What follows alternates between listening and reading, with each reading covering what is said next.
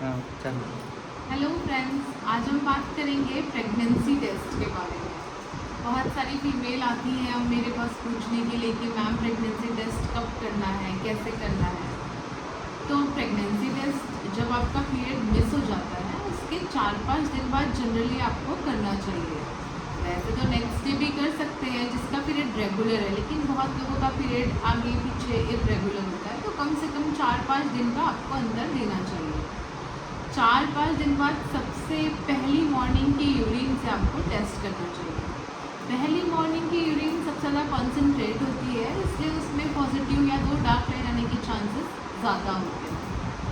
अब बहुत सारे लोगों के क्वेश्चंस ये भी होते हैं कि अगर एक लाइट लाइन है तो वो भी पॉजिटिव है या वो निगेटिव है।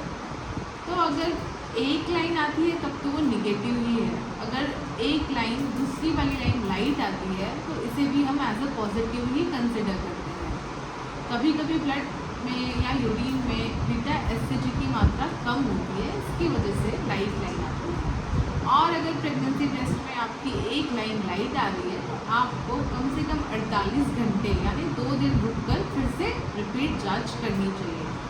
कभी कभी ऐसे होता है कि लाइट लाइन आ रही है, 2 दिन बाद भी लाइट ही लाइन आ रही है, तो आपको कंफर्मेशन के लिए ब्लड टेस्ट करना पड़ता है। ब्लड में एचसीजी की मात्रा को देखकर ही कंफर्म किया जाता है कि आप प्रेग्नेंट हैं कि नहीं।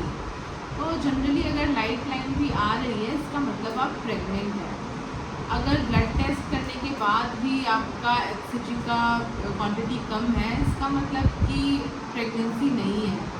कभी कभी लाइट लाइन इसलिए भी आती है कि आपका इम्प्लांटेशन प्रॉपर नहीं होता है, इसे हम केमिकल प्रेगनेंसी भी कहते हैं। अगर ऐसा होता है तो 4-5 दिन में आपका पीरियड आ जाता है।